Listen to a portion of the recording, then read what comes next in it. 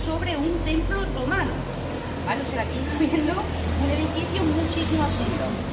Y en esta primera iglesia, según dicen las fuentes, estaría dedicada al obispo Osio. Este obispo era cordobés y era uno de los consejeros del emperador Constantino, que sabéis que fue el que declaró el cristianismo como religión oficial durante el Imperio Romano.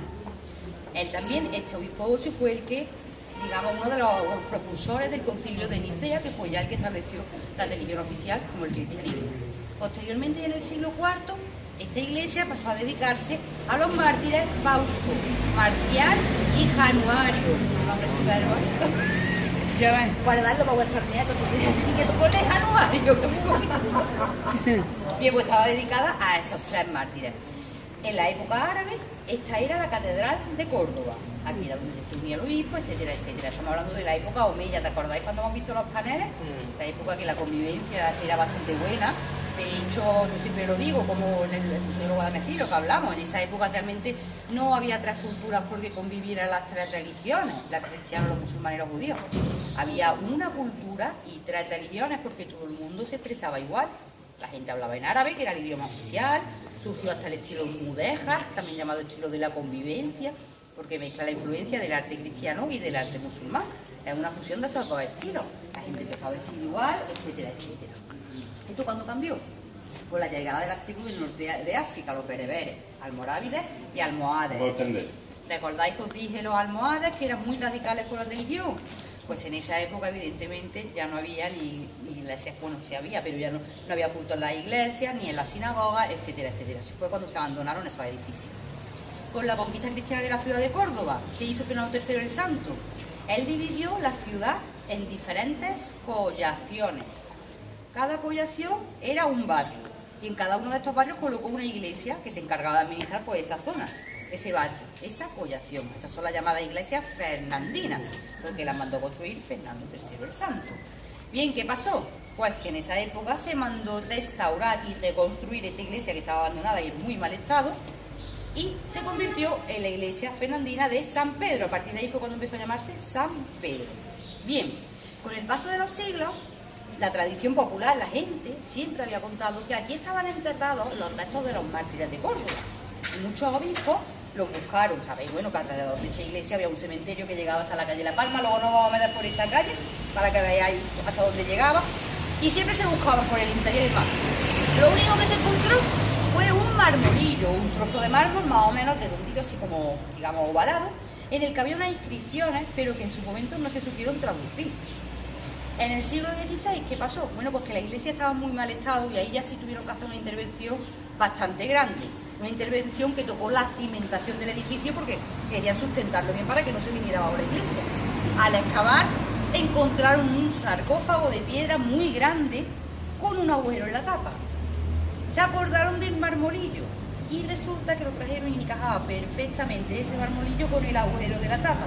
Y entonces, aunque había estado conservado en muy malas condiciones, ahora ya sí pudieron traducir la inscripción. Y la inscripción nos hablaba de Fausto, Marcial, Januario, Acisclo y Zoilo y más gente que ya estaba borrado. Es decir, de los mártires de Córdoba. ¿Qué pasó en aquella época también? Era la época, estamos hablando del año 1575, que se le aparecía San Rafael al padre Roelas. San Rafael se le apareció varias veces al padre Roelas, ¿vale? Una de ellas estaba en su casa y escuchó una voz que le dijo: sal al campo y sanarás. Y el padre Roelas salió al campo. El campo era saliendo por la puerta de Plasencia, que está donde está la iglesia del Rescatado. Allí había una puerta, los Padres de Gracia. O sea, por ahí una muralla de la ciudad. Salió fuera, se puso la homblandad y cuando se cansó se sentó en una piedra y escuchó el ruido de unos caballos. Se giró y vio que venían 5 caballeros. Y le dieron los buenos días, se saludaron y le dijo uno de ellos que le dijera al obispo o a la persona que estuviera a cargo de la iglesia de Córdoba que efectivamente los restos que habían aparecido en la iglesia de San Pedro eran los de los mártires de Córdoba.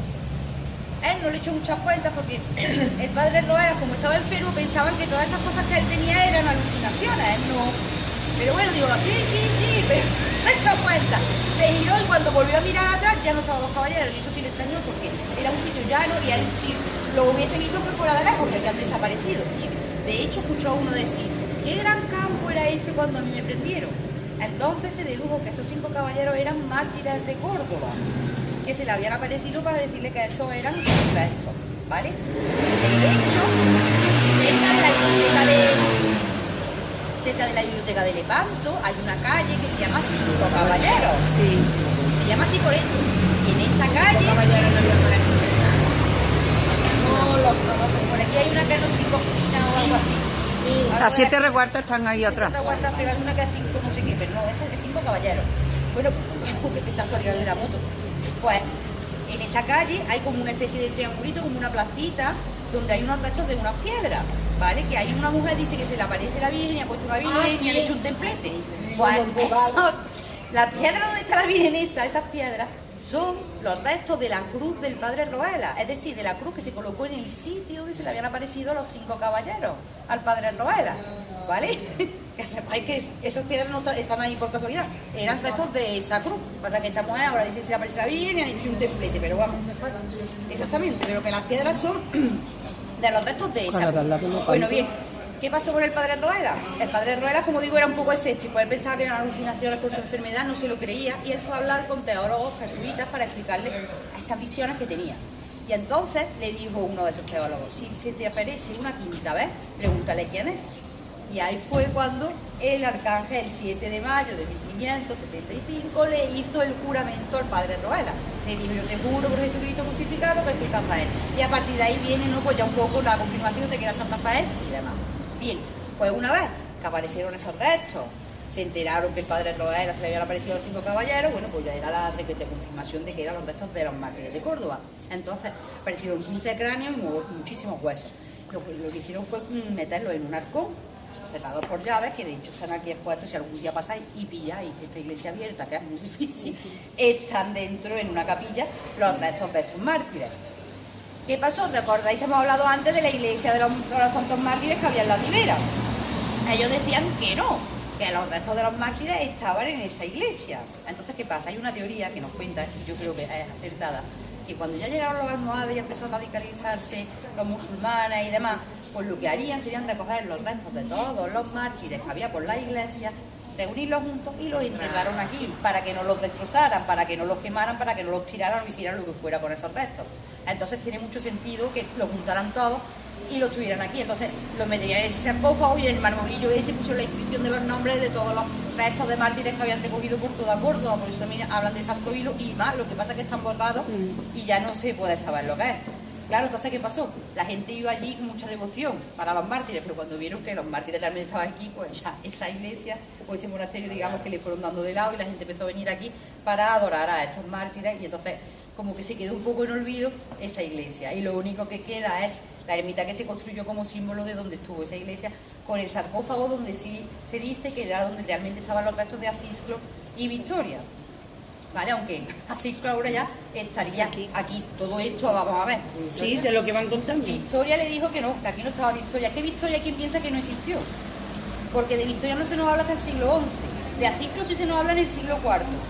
Se nos habla durante, vamos, prácticamente después de martirizarlo ya aparece en crónicas de Acisclo. ¿No eran hermanos? Victoria no. Hermanos. Sí, supuestamente eran hermanos y todo el tema, pero hay quien piensa que...